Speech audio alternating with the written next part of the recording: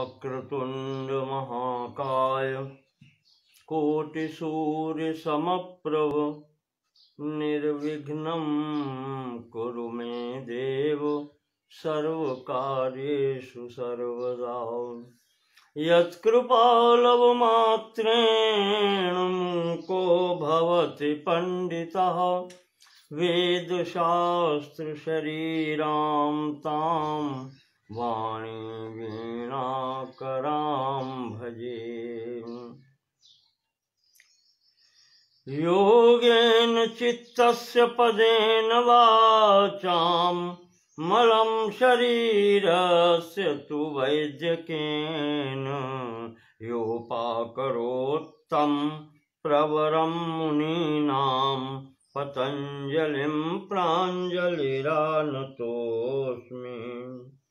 ॐ पूर्णमदः पूर्णमिदं पूर्णात् पूर्णमुदच्यते पूर्णस्य पूर्णमादाय पूर्णमेवावशिष्यते। ओम शांति शांति शांति। वर्तमान श्रृंखला में पतंजलि कृत योग दर्शन के प्रथम समाधिपाद के अंतर्गत कल मैंने आपको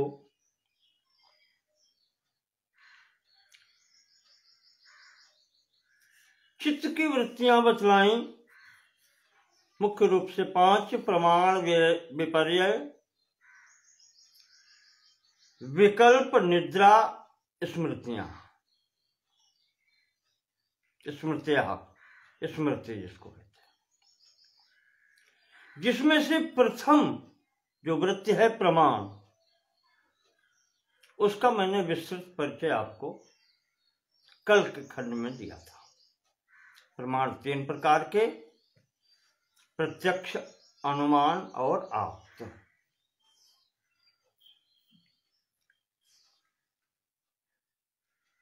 अब आगे बढ़ते हैं।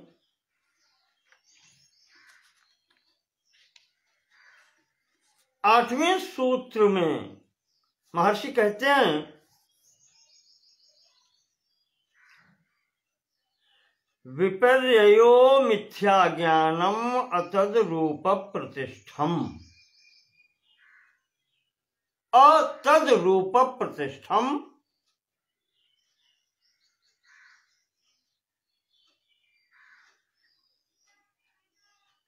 जो वस्तु के वास्तविक स्वरूप की प्रतिष्ठा नहीं करता है,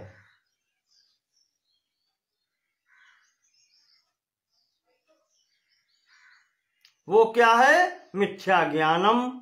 उसे मिथ्या ज्ञान कहते हैं और वही विपर्य है।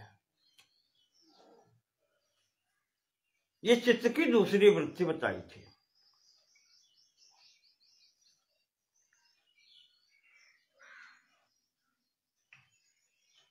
जो वस्तु का वास्तविक स्वरूप है, उस स्वरूप को प्रतिष्ठित न करे, प्रकाशित न करे,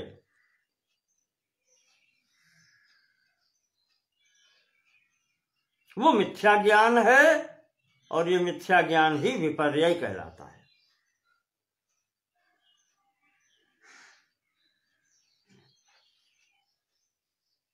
जैसे एक उदाहरण दूं आपको, वेदांत में प्रसिद्ध उदाहरण है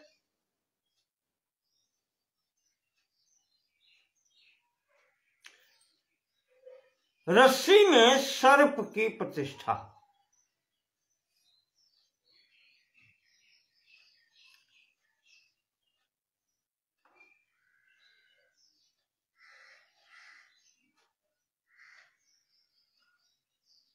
रज्जौ यथा हेर प्रतिष्ठा।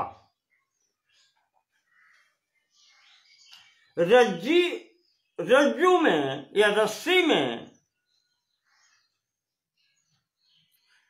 जो सर्प दिखलाई पड़ता है,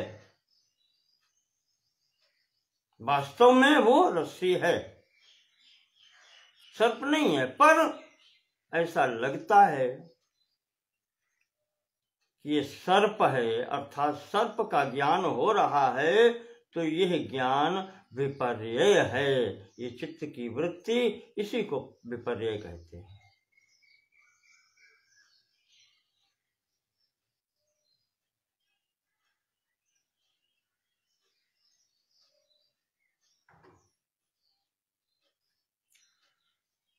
वस्तु जैसी हो वैसी ही प्रकाशित हो, वैसा ही ज्ञान हो,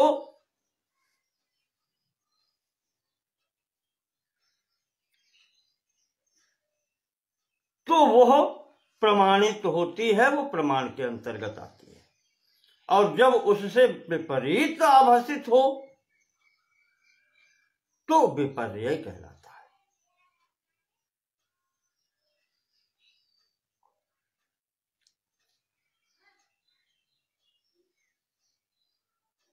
ऐसे ही ये संपूर्ण जगत प्रपंच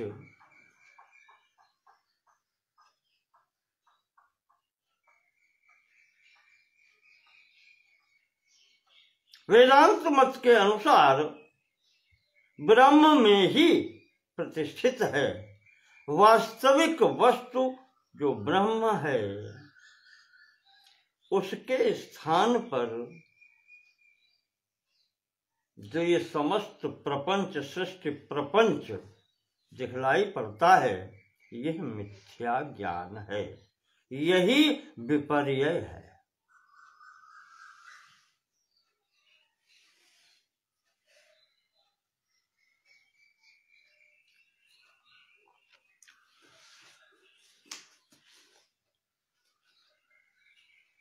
अब इसमें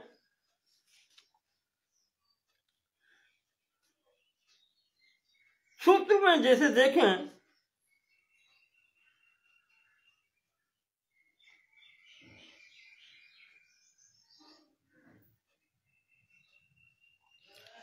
तो सूत्र वही कहता है कि अतद रूप प्रतिष्ठम, जो पदार्थ के वास्तविक स्वरूप की प्रतिष्ठा नहीं करता, अतद्रूप प्रतिष्ठम, वास्तविक स्वरूप को प्रतिष्ठित नहीं करता, वो मिथ्या ज्ञान है। और उसे ही यहाँ पर विपर्यय कहा गया है।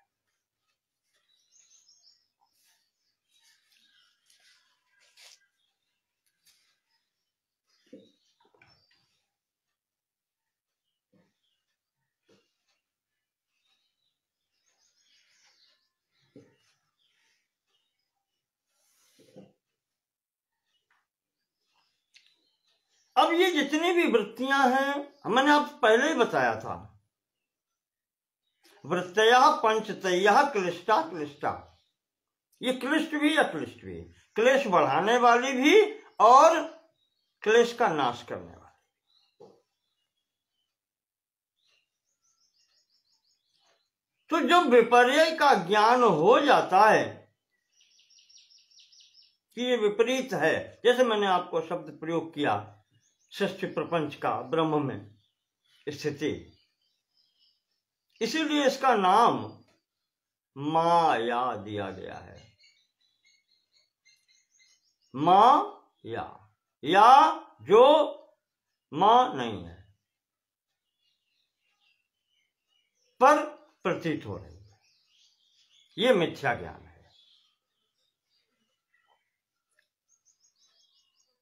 तो अक्लिष्टा कैसे होती है? वैसे तो क्लिष्टा हो गई। सुख स्वरूप परमात्मा से हटके दुख स्वरूप सृष्टि प्रपंच का भासना, ये क्लेशद है, क्लेश देने वाला है, दुख देने वाला है, दुख यहीं से आता है। और अक्लिष्ट कैसे है? जब जान लिया तो इसका छोड़ने का,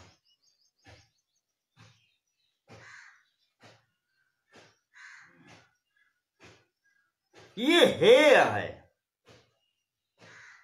त्याज्य है, तो जान के ही तो छोड़ेंगे।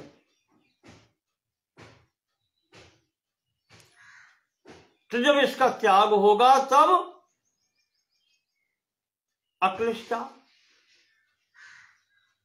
क्लेशों का नाश करने वाली हो जाएगी।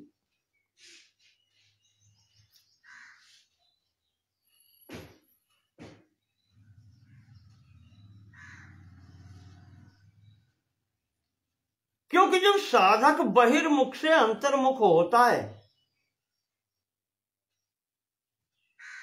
तभी इसका विपर्य बुद्धि या विपर्य वृत्ति का भी नाश हो जाता है।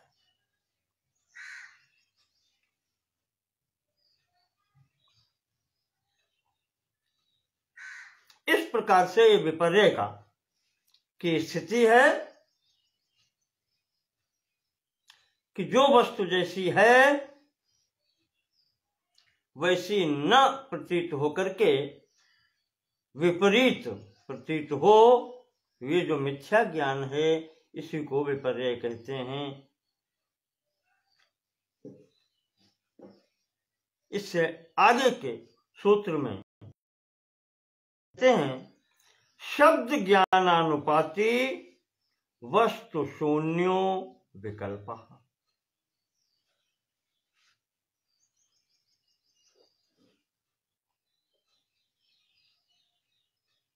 है विकल्प।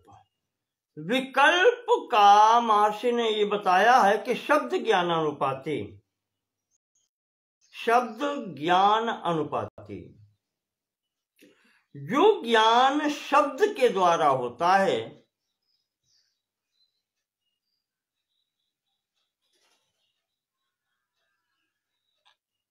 परंतु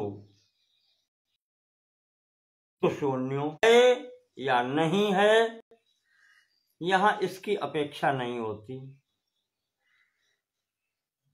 लेकिन शब्दों से वर्णन कर दिया जाता है।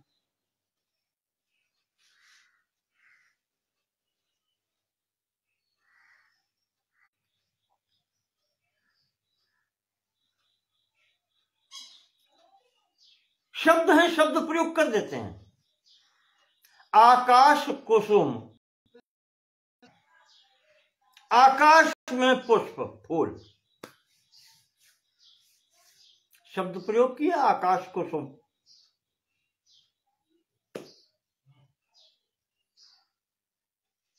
इनका अर्थ भी है।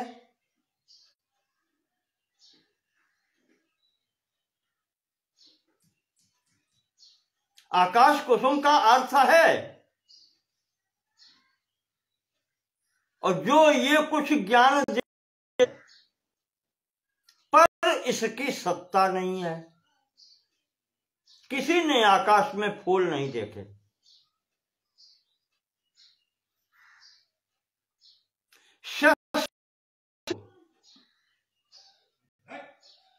खरगोश के सिर पर सिंह, शब्द प्रयोग कर दिए पर खरगोश के सिर पर सिंह नहीं होते। इसी प्रकार बंध्या सुत, बंध्या स्त्री का पुत्र, शब्द प्रयोग कर दिए पर वास्तविक वस्तु तो यहां नहीं है।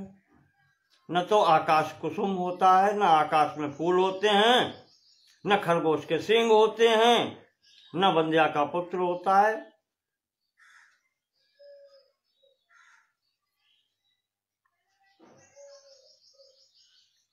ऐसे जो वृत्ति होती है चित्त की वो विकल्प कहलाती है। शब्द तो होते हैं पर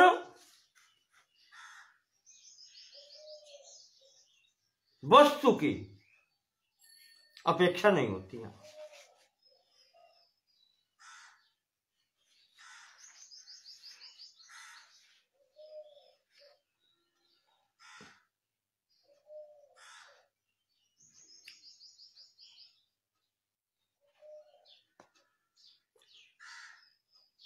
जैसे अहंकार की वृत्ति है, अहम वृत्ति, मैं हूं।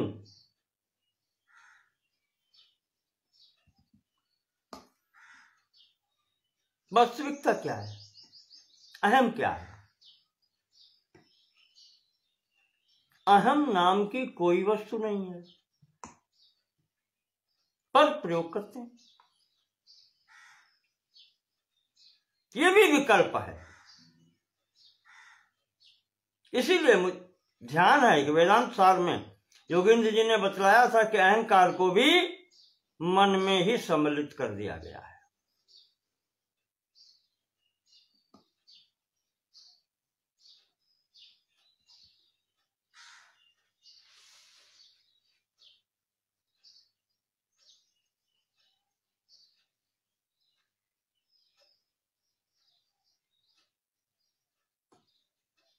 अर्थात विकल्प वो स्थिति है चित्त की जहां पर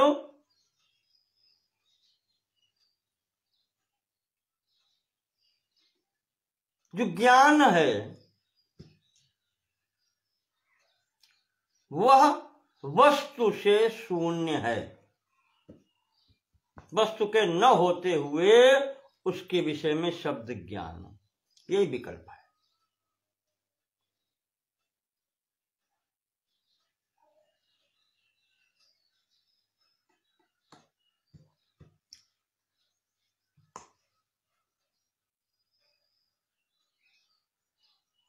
अब आता है चौथी वृत्ति, निद्रा।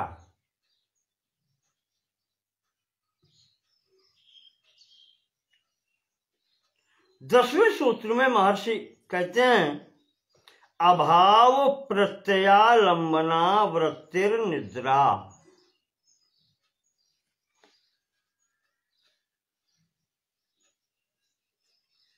अभाव प्रत्यय आलंबना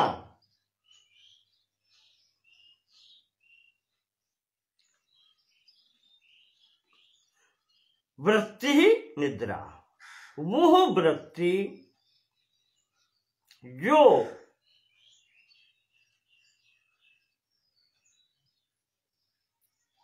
अभाव की प्रतीति का आश्रय हो।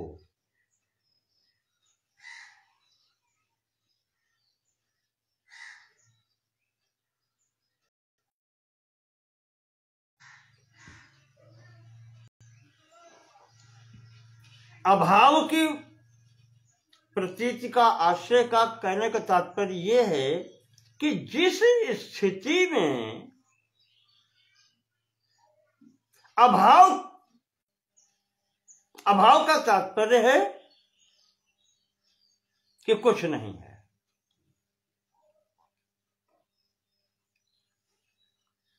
जिस अवस्था में अभाव की प्रतीति हो जाए वो वृत्ति निद्रा कहलाती है। निद्रा की स्थिति में आपने देखा होगा जब व्यक्ति सोता है सब कुछ आसपास होते हुए भी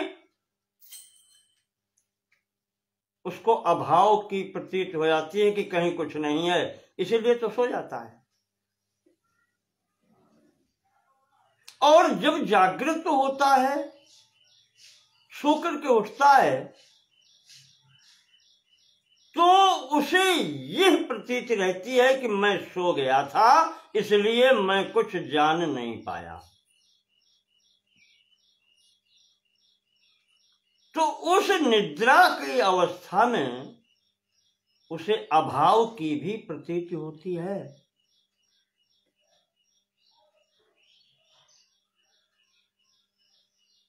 अगर भाव ही बना रहे तो निद्रा कैसे आएगी?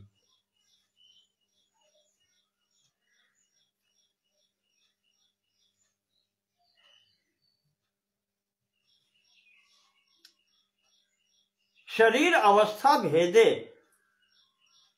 अब मुझे याद नहीं आ रहा है लेखक का, उसमें उन्होंने बताया है यदा मनसि क्लांते, जब मन थक जाता है, इंद्रियां थक जाती हैं, तब जाकर के व्यक्ति को निद्रा आ जाती है।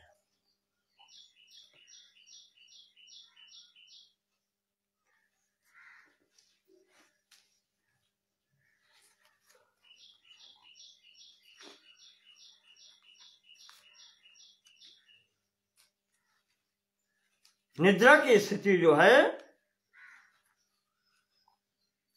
यदा तु मनसि क्लांते कर्मात्मानः क्लमान्विता विषयेभ्यो निवर्तन्ते तदा स्वपिति मानवः।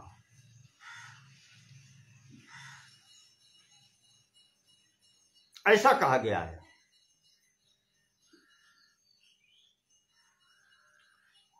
इंद्रियों के से कर्म करते हुए मन सहित इंद्रियां जब थक जाती हैं, तब वो विषयों से निवर्तित हो जाती हैं, वापस आ जाती हैं और शांत हो जाती हैं, और तब तदा स्वपिति मानव, तब मनुष्य सो जाता है।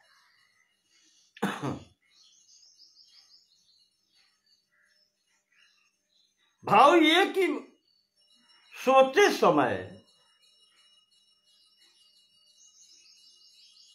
फिर वो शांत हो जाता है।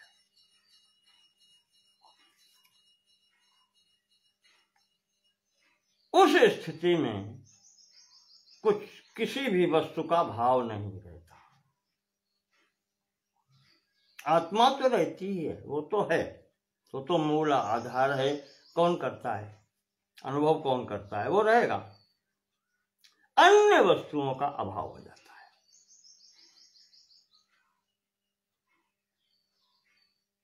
जैसे एक अंधेरा कमरा है, अंधेरे कमरे के अंदर वस्तुएं तो बहुत सी रखी हैं, पर उस अंधेरे में सब छिप जाता है।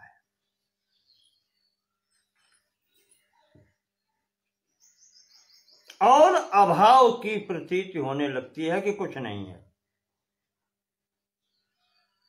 यही अभाव की प्रतीति है। सब कुछ होते हुए भी, भाव होते हुए भी अभाव की प्रतीति होता है। उस वृत्ति को निद्रा कहते हैं। चित्त का जो परिणाम, उसे आप परिणाम कह लें या चित्त की स्थिति कह लें, उस अवस्था को निद्रा कहते हैं या वृत्ति कह लें।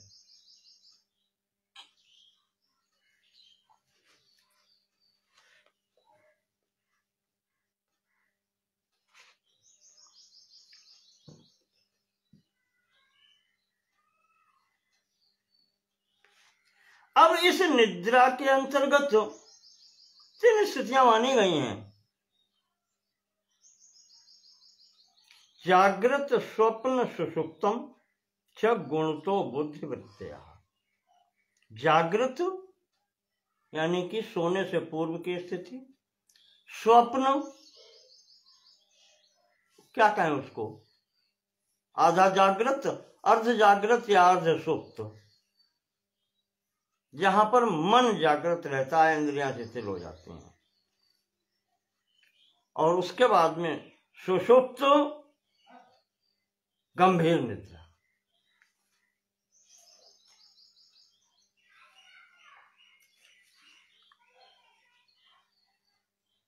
ये सब बुद्धि की वृत्तियों में आती हैं। वो चित्त, आपको कहा कि यहां पर अंतःकरण के लिए चित्त शब्द प्रयोग हुआ है, और यहीं पर ये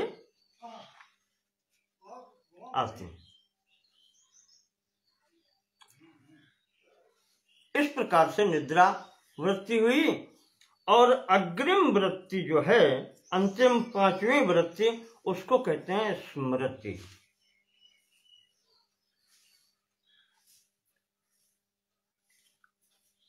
यह जो चित्त की वृत्ति है, स्मृति, जिसको याददाश्त कहते हैं,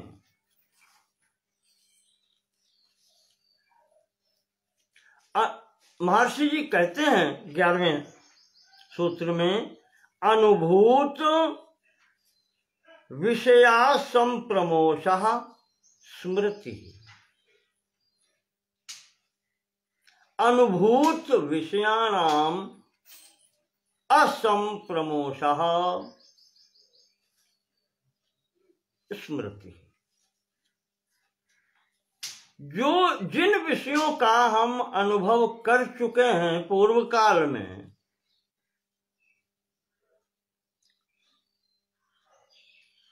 उनका असंप्रमोष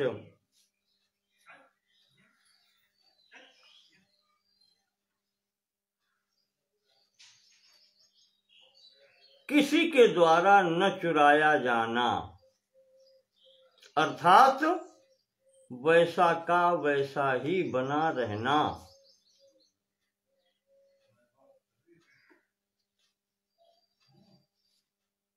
स्मृति कहा जाता है।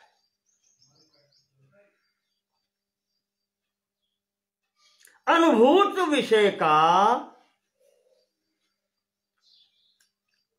चित्त में बना रहना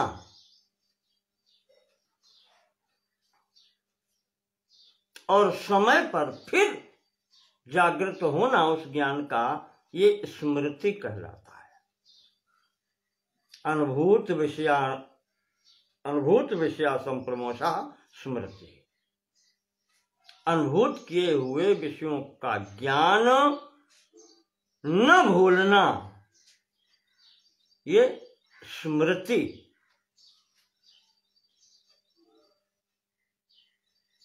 कहलाती है।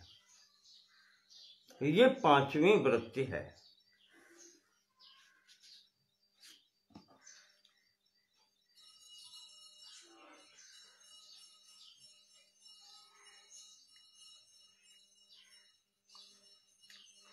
अब यहां पर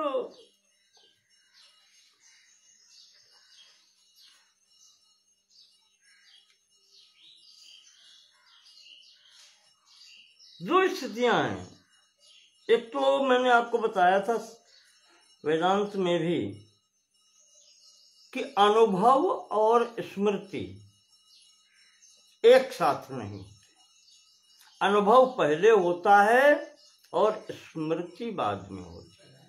अनुभव के आधार पर स्मृति होती है। जो पूर्व में अनुभव हो चुकी है, विषय, वस्तु या ज्ञान, उसके संबंध में ज्ञान, वो याद आना, पुनः याद आ जाना, ये स्मृति कहलाता है।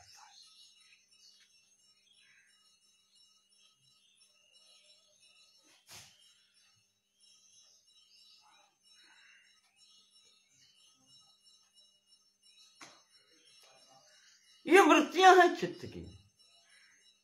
जैसे निद्रा में अभी बताया आपको अभाव का अनुभव होता है, वैसे ही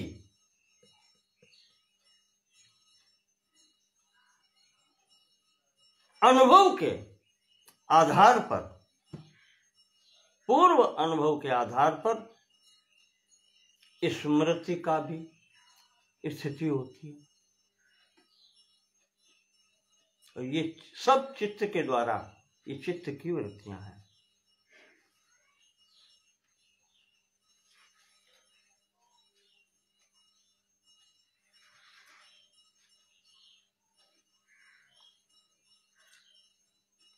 अब इस प्रकार से आपको ये पांचों वृत्तियां यहां बताई गई।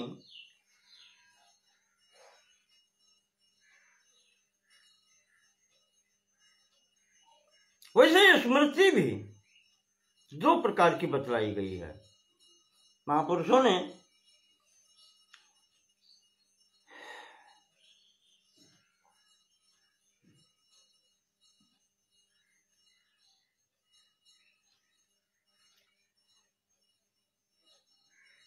एक होती है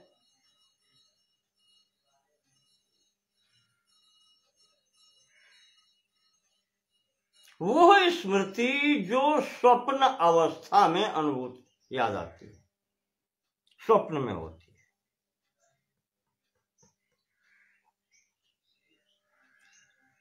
है। ऐसे कभी कुछ याद नहीं आता है, पर स्वप्न में हम वो सब कुछ देखते हैं।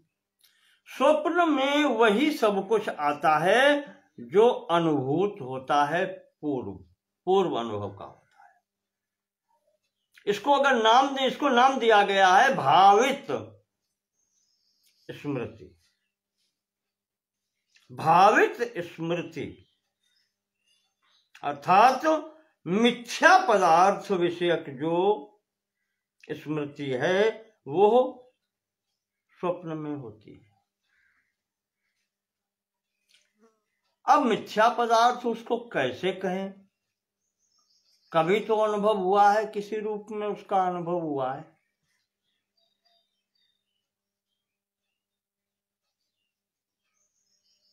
जैसे स्वप्न में उड़ता हुआ दिखना। अब कहीं तो अनुभव है। मनुष्य उड़ नहीं सकता, पर अगर हम विचार कर लें उसको, तो पक्षी रूप में कभी तो उड़े होंगे जब उस अवस्था का अनुभव होता है। मनुष्य का उड़ना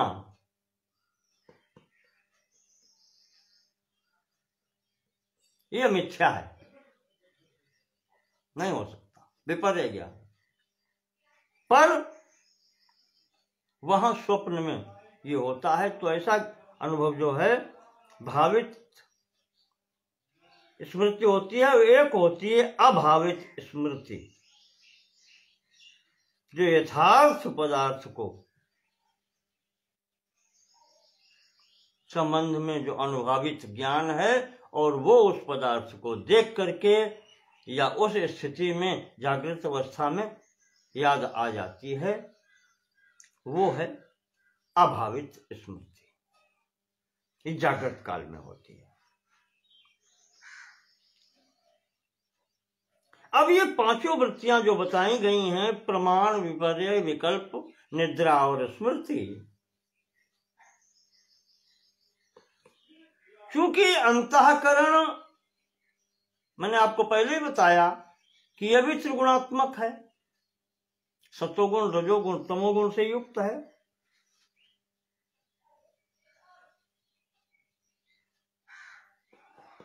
तो जब तक ये तीनों गुण रहेंगे, सतोगुण की प्रधानता में सुख, रजोगुण की प्रधानता में दुख और तमोगुण की प्रधानता में मोह रहेगा। और जब तक सुख, दुख और मोहात्मिका स्थिति रहेगी, तब तक ये क्लिष्ट है, क्लेश देने वाला ही है।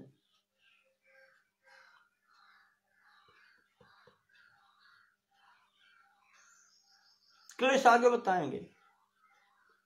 अविद्या, अस्मिता, राग, द्वेष, अभिनिवेश जो कहे जाते हैं, 5 क्लेश, वो आगे आएंगे। यहां पर यही समझो कि कष्ट देने वाले, दुख देने वाले होते हैं। सुख भी यहां पर ये दुख देने वाला ही है। इसको भी यहां, जब तक इन तीनों से छुटकारा नहीं हो जाता, तब तक दुख रहेगा।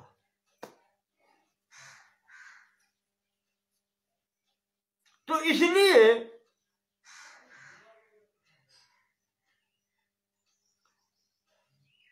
जो प्रथम सूत्र में कहा है, योगश्चित्त वृत्ति, दूसरे सूत्र में योगश्चित्त वृत्ति निरोधा, इन वृत्तियों का जब तक निरोध नहीं हो जाता, तब तक दुख रहेगा।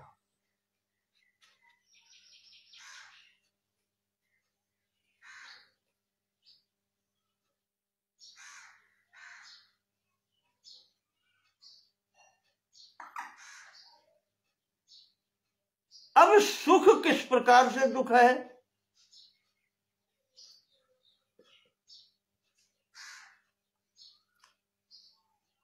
संसारिक स्थिति बताते हैं। आज मैंने धन कमा करके रखा, मेरे पास 10 करोड़ 20 करोड़ हैं। सोचा कि बुढ़ापा कट जाएगा आराम से, अब कुछ करना नहीं पड़ेगा। स्थिति कुछ ऐसी बनी, बहुत अच्छा जीवन गुजर रहा है, चल रहा है। मान लीजिए दैववश शरीर रोगी हो गया,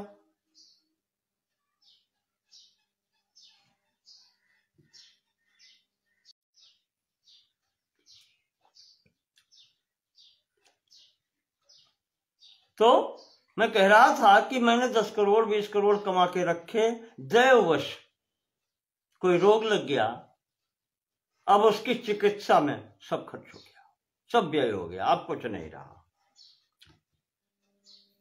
शरीर व्याधिग्रस्त था, चलो मान लिया अगर थोड़ी देर के लिए व्याधि मुक्त भी हो गया, पर अब बुढ़ापा है, जर्जर अवस्था है, अब तो कुछ कर भी नहीं सकते, अब धन पा भी नहीं सकते। वो जो धन होने के समय मैंने सुख उठाया है, अब वो यहां पर इस अवस्था में दुख दे रहा है।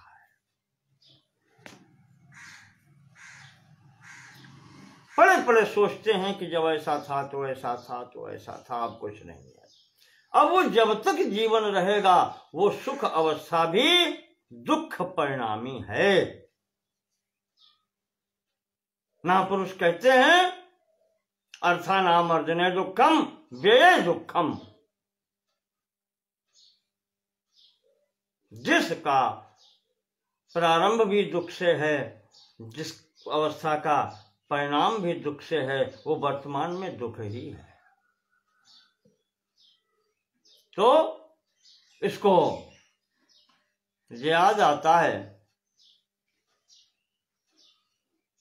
मराठी में जो गीता है, भगवत गीता का जो मराठी अनुवाद है संत ज्ञानेश्वर जी का, ज्ञानेश्वरी जी का, उसमें उन्होंने कहा है इसको कि सुख भी परिणामतः दुख देने वाला है, इसलिए ये सुख भी सुख नहीं है, ये भी दुख ही है।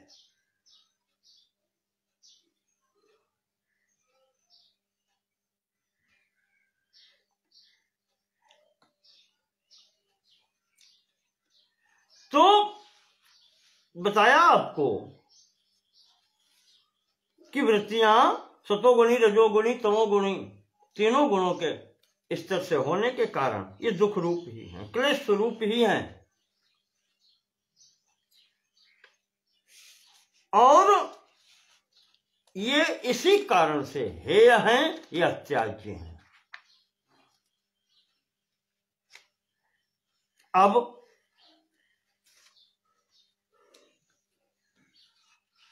वृत्तियां हो गई और ये त्याज्य हैं।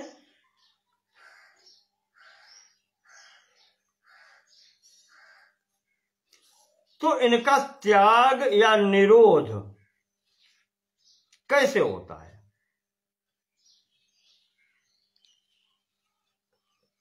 महर्षि कहते हैं कि हां, यही वृत्तियां हैं, वृत्तया पंचतया क्लिष्टा क्लिष्टा प्रमाण विपर्य विकल्प निद्रा स्मृति स्मृत्या, ये पांचों जो वृत्तियां हैं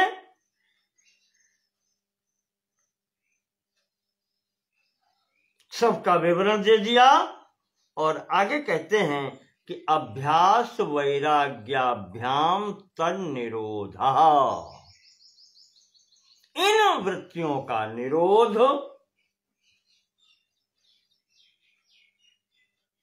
अभ्यास और वैराग्य से होता है।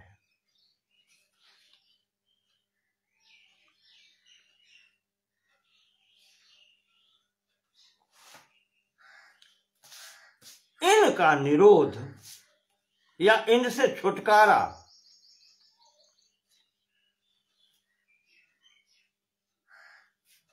अभ्यास और वैराग्य से होता है।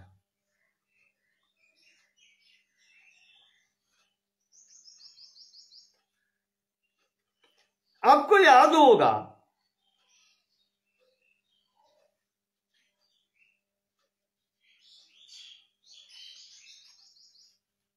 गीता में अर्जुन ने कहा है, भगवान चंचलम हि मनः कृष्ण, चंचलम हि मनः कृष्ण,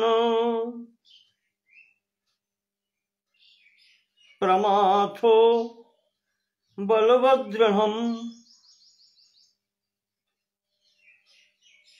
मन चंचल है और बलवान है। चंचलम हि मनः कृष्ण प्रमाथो बलवदृढ़म्। तो इससे छुटकारा कैसे मिले? अंतःकरण में है ना, इस चंचल के कारण ही तो ये वृत्तियां हैं। वृत्तियां ये उसी के कारण हैं।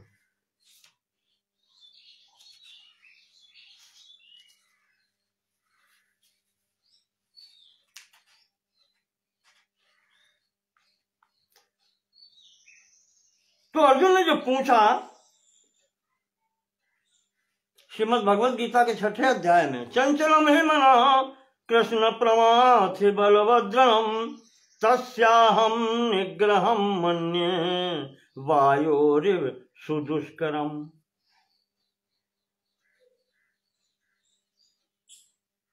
यह इतना चंचल है, वायोरिव सुदुष्करम तस्य अहम निग्रहम मन्ये, वायु के समान चंचल है, पकड़ना इसका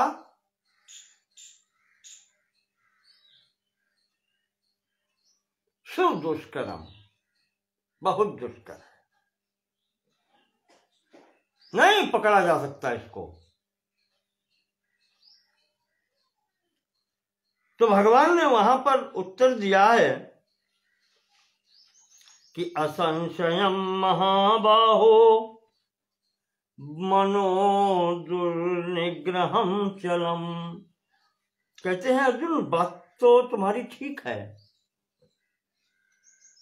ये इतना चंचल है कि इसको पकड़ना, इसको रोकना, इसका निरोध करना बहुत कठिन है।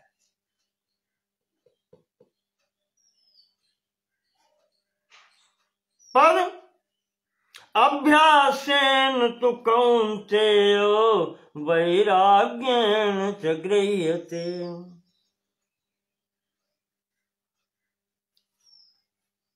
भगवद्वाणी है, यद्यपि चित्त का या अंतःकरण का या मन का निग्रह सुदुष्कर है, अत्यंत कठिन है, पर फिर भी इसे रोका जा सकता है। दुष्कर है पर प्रयास करना चाहिए। अभ्यासेन, अभ्यास वैराग्याभ्याम तन्निरोधा, वही महर्षि ये कह रहे हैं। पतंजलि कहते हैं कि अभ्यास से और वैराग्य से इसकी वृत्तियों का निरोध हो जाता है, इसकी चंचलता का निरोध हो जाता है।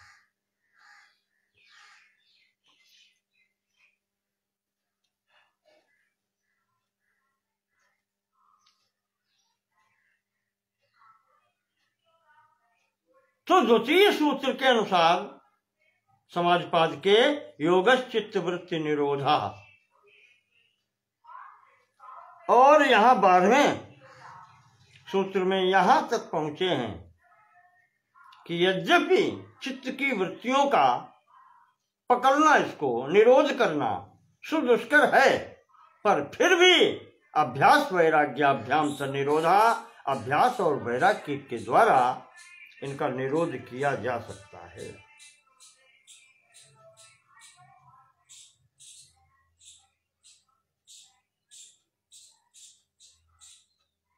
करत करत अभ्यास के जड़मति होत सुजान, रसरी आवत जात ते सिल पर परत निशा। अभ्यास बहुत बड़ी चीज,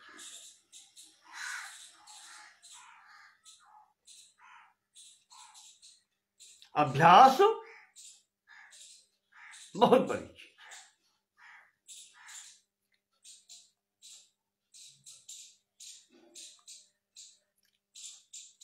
हम यहां बंधन में क्यों बंधे हैं, आपको याद है? हम जानते हैं कि इस सृष्टि प्रपंच में कोई किसी का नहीं, सब ये स्वार्थ का मेला है, पर फिर भी हम बंधे हैं। क्यों बंधे हैं? हम इसलिए बंधे हैं कि हमने बंधने का अभ्यास कर रखा है।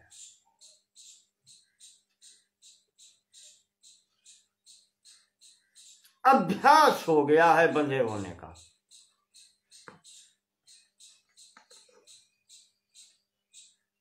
इस कारण से बंधन नहीं है।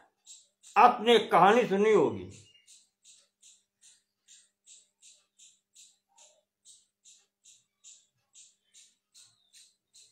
एक व्यक्ति भार ढुलाई का काम करता था। वो कई गधे रखता था। उसके दरवाजे पर 10 गधे थे। उनके द्वारा वो अपना प्रतिदिन का कार्य करता था, मजदूरी करता था, भार ढोता था। दैववश एक दिन कार्य से वापस आते समय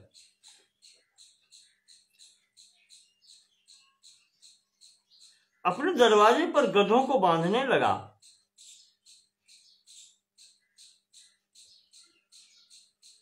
तो 9 गधे जब बंध गए तो 10वीं रस्सी अब उसको ढूंढे नहीं मिली, खोजे नहीं मिली। अब वो इधर उधर खोज रहा है। अब ये भी डर है कि अगर छोड़ देते हैं गधा भाग जाएगा।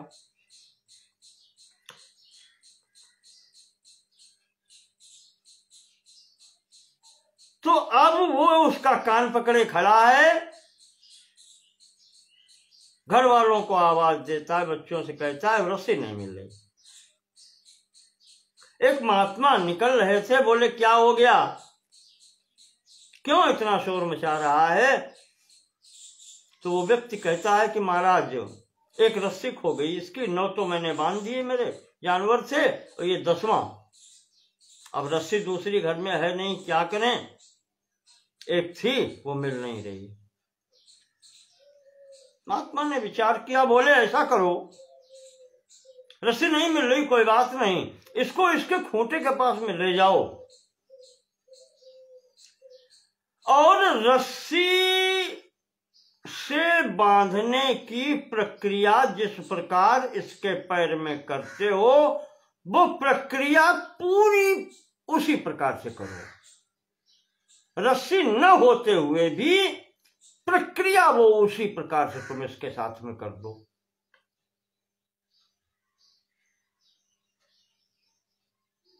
तुम्हारा ये गधा कहीं नहीं जाएगा।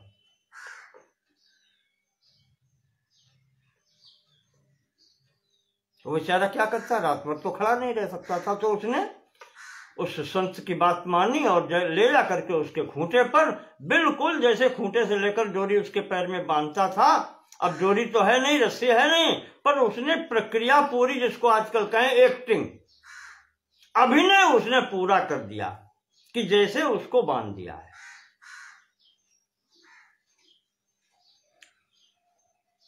अब वो चला गया। अब गधा खड़ा हो गया वहीं पर। अब उसको भोजन वोजन जानवरों को दिया गया, वो अपने खाता पीता है, रात भर मजा रहा। प्रातःकाल उठ करके जब कान पर जाने के लिए वो व्यक्ति उठता है तो उसने अपने उन सभी जानवरों को रस्सी से खोला। तो 9 जो रस्सी से बंधे थे वो उसने खोल दिए और 10वां तो बंधा ही नहीं था, वहां तो केवल एक्टिंग की थी। तो जितने 9 की जो रस्सी खोली है वो तो अपने चल रही है। अब 10वां वो अपने स्थान से टस से मस नहीं होता है। 10वां जो गधा है वो अपने स्थान से हटता नहीं। अब वो व्यक्ति सोच रहा है कि बंधा भी नहीं, तो उठा करके वो 2 एक डंडे भी लगाता है, हाँकता है उसको 10वें गधे को, पर गधा वो वहीं पर इधर उधर होता है, मार खा लेता है, पर हटता नहीं। अब वो बेचारा फिर परेशान। दैव योग से वही महात्मा उसी मार्ग से फिर पुनः निकले वापसी में। तो वो व्यक्ति कहता है देखो बाबा जी आपने कल कहा था, क्या इस पर जादू टोना कर दिया कि रात भर तो ये कहीं गया नहीं, अब ये काम पर भी नहीं जा रहा, हम इसे डंडे से मार रहे हैं, नहीं हिल रहा है। तो महात्मा हंसने लगे, बोले बेटा इसको तुमने जैसे शाम को बांधा था वैसे ही खोलो। तो व्यक्ति कहता है कि रस्सी तो है नहीं, खोले क्या? महात्मा ने कहा जैसे शाम को रस्सी नहीं थी तुमने बांधा था बिना रस्सी के, ऐसे ही प्रातः अब इस समय बिना रस्सी के ही तुम इसको खोलो, तब ये हटेगा यहां से।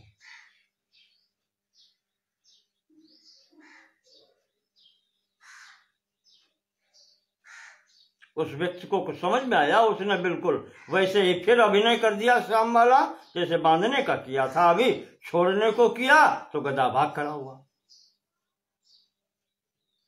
बस ये स्थिति है यहां पर। बंधन की स्थिति जो है वो ये अभ्यास के कारण ही है। उस गधे को जीवन भर का बंधे होने का अभ्यास था, तो वो न बंधे होते हुए भी बंधापन महसूस करता रहा, अपने स्थान से हटता नहीं है, क्योंकि उसको अभ्यास पड़ चुका है बंधे रहने का। इसी तरीके से हमारा भी इस प्रपंच से बंधे रहने का अभ्यास पड़ चुका है। इन वृत्तियों के साथ में रहने का हमारा भी अभ्यास पड़ चुका है।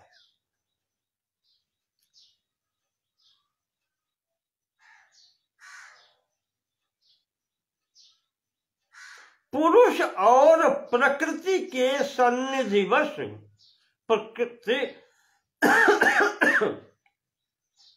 प्रकृतेर महत् और महत् से अहंकार, जो स्थिति है, यद्यपि संसर्ग है, कोई गांठ नहीं लगी है, जड़ चेतन ही ग्रंथि परि गई, यद्यपि मुधा छूटति कठिनाई। झूठ है,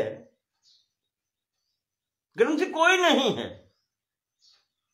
पर अभ्यास के कारण ये ग्रंथि मालूम पड़ती है, और यह अंतःकरण ही, और उस अंतःकरण उस अभ्यास के कारण ही यह चंचलता प्रदर्शित करता है। अन्यथा जड़ वस्तु में चंचलता कहां, वृत्ति कहां? अचैतन्य होते हुए भी संसर्गवश सचैतन्य जैसा व्यवहार कर रहा है। किस लिए?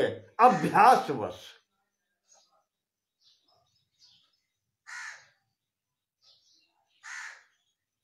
तो अब अभ्यास बस ऐसा व्यवहार हो रहा है, यही क्लिष्ट है, यही क्लेश देने वाला है, यही दुख देने वाला है।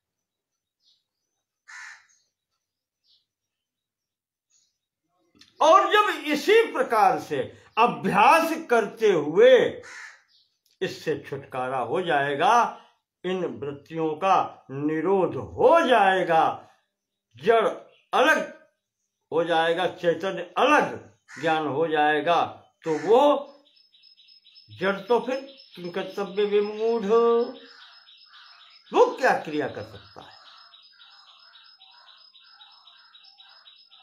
अभ्यास के द्वारा ही इसका निरोध होता है, हो जाएगा, उसका कंपन, उसकी वृत्तियां शांत हो जाएगी।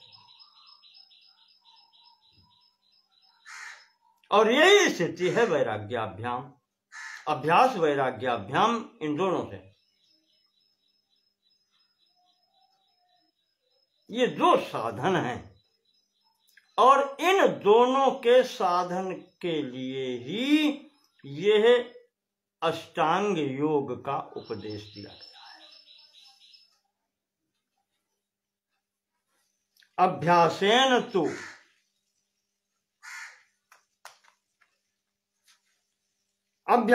तु कौन्ते वैराग्येण च गृह्यते।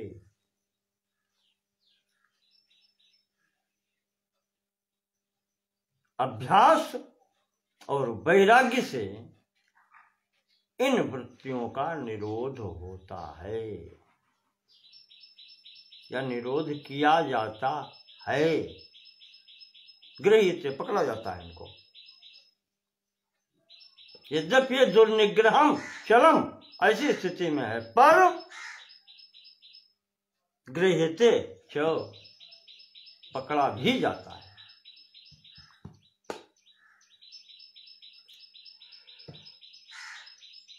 तो अगले सूत्र में अब अभ्यास और वैराग्य का परिचय देते हैं महर्षि। 13वां सूत्र कहता है तत्र स्थितौ यत्नो अभ्यासः।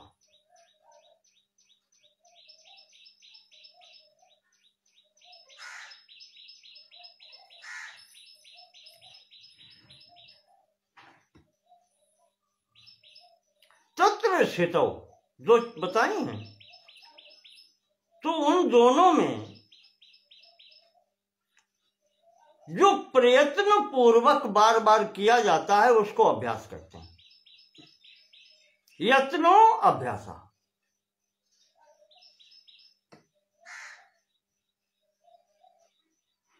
तत्र स्थितौ मतलब ये जो दो नाम लिए हैं, वैराग्य अभ्यासाभ्याम तो निरोधा, तो उन दोनों में तत्र स्थितौ यत्नो अभ्यासा। जो अभ्यास है वो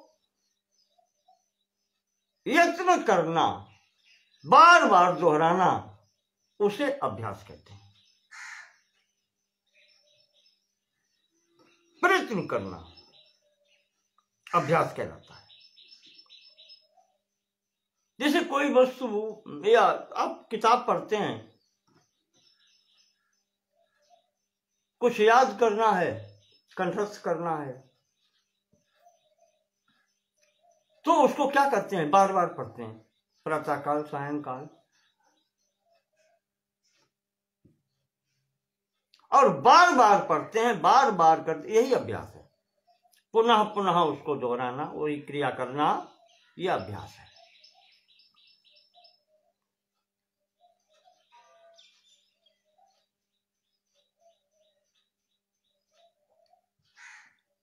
अभ्यास करना पड़ता है। अब आप यहां पर सोचेंगे कि यहां पर दो क्यों कहे इन्होंने, अभ्यास वैराग्य अभ्याम च निरोधा। एक क्या अभ्यास से कार्य नहीं चलता है? जैसे मैंने अभी आपकी उसको कहानी सुनाई कि उसको अभ्यास पड़ा है, तो इसका भी अभ्यास डाल लो।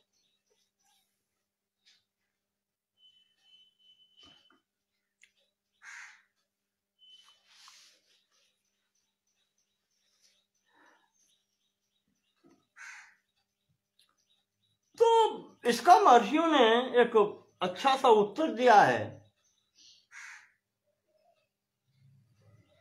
मनुष्य को करने के लिए दो हाथ दिए गए हैं, एक हाथ से काम चल सकता था, दूसरे की क्या आवश्यकता। नेत्र दो दिए हैं, एक से भी काम चल सकता था, दो की क्या आवश्यकता। नासिका क्षेत्र दो क्यों है?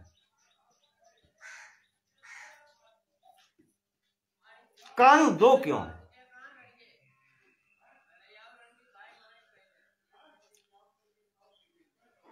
तो कहते हैं इसी कारण से यहां पर दो बताए गए हैं।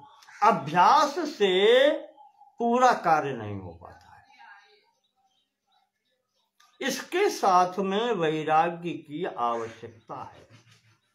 जैसे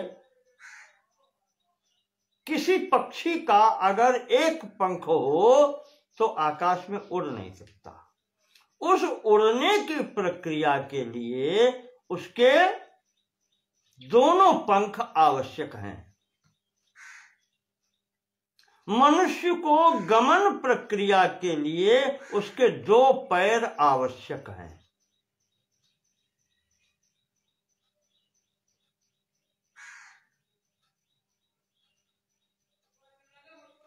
एक पैर से कार्य नहीं हो सकता।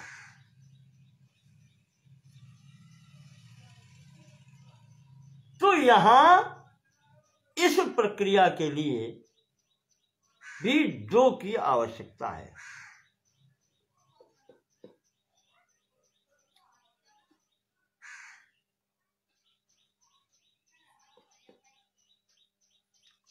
इसी कारण से यहां पर अभ्यास और वैराग्य को लिया गया है।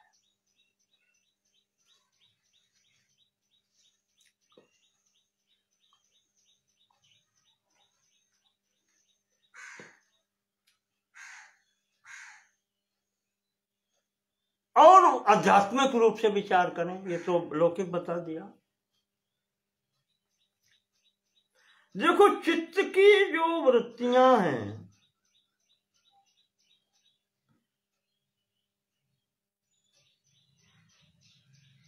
एक संसार की ओर क्लिष्ट किस लिए? अभी आपको बताया था, क्लिष्टा क्यों? वृत्तियां अगर संसार की ओर हैं, प्रपंच की ओर हैं, तो क्लेश देने वाली, और यही मोड़ करके अगर परमात्मा की ओर हैं, कल्याण मार्ग की ओर हैं, तो यह क्लेशों का नाश करने वाली अक्लिष्टा है।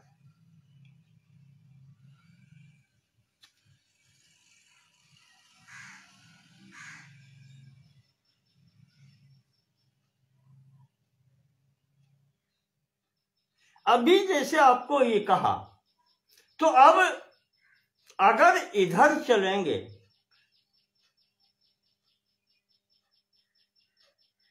अभ्यास करेंगे, तो यहां मार्ग 2 हैं। अभ्यास करने पर संस्कार बने रहते हैं। कभी न कभी अगर अभ्यास छूट जाए तो ये जो वृत्तियां हैं पुनः संसार की ओर चल देंगी।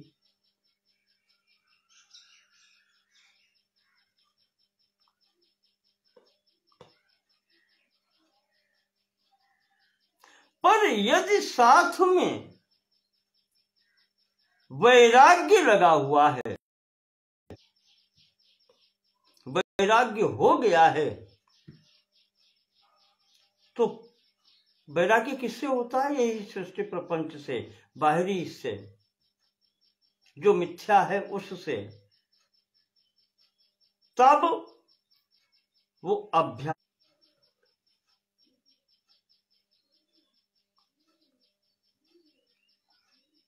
वैराग्य होने पर यह जो अभ्यास है इसकी स्थिति दृढ़ होती है।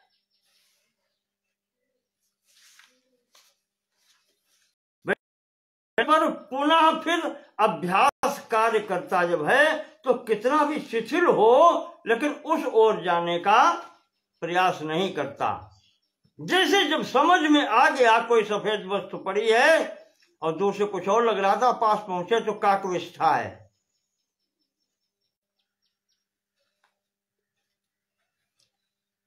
तो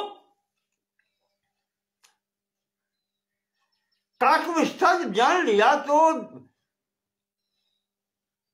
स्पष्ट है, वैराग्य हो गया, उससे विष्ठा है। तो अब उसकी ओर अभ्यास शिथिल भी हो गया तो चित्त उधर को नहीं जाएगा। इसलिए वैराग्य की आवश्यकता है।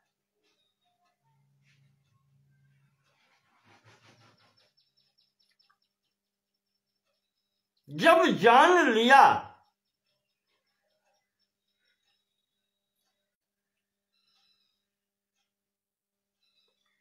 कि समस्त भोग मिथ्या हैं,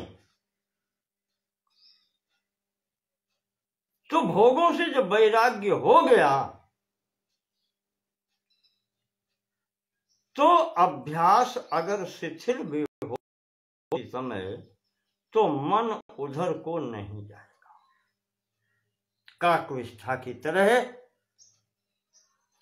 की तरह जहां पर ये हो गया कि ये विष्ठा है तो वो किसी कार्य की नहीं है, तो फिर अभ्यास शिथिल होने पर भी उस ओर फिर चित्त नहीं जाता है। निरंतराभ्यास दृढ़ीकृता नाम, जिनका अभ्यास दृढ़ हो गया है वो तो बहुत स्थिति है अच्छी, और जो अगर शिथिलता फिर बीच में अगर हो भी